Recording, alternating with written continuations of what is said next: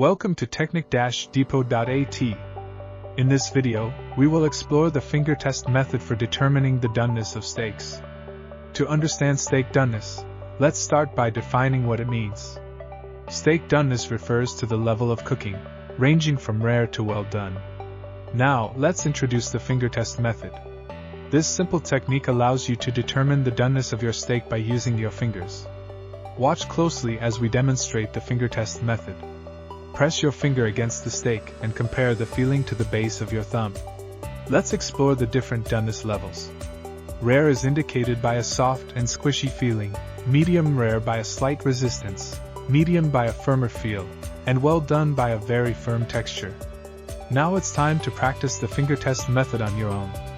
With some practice, you'll be able to achieve the perfect doneness for your steak every time. Thank you for watching. Remember to visit TECHNIK-Depot.at for more tips and tricks. Don't forget to save or share this video with other steak lovers and hobby chefs.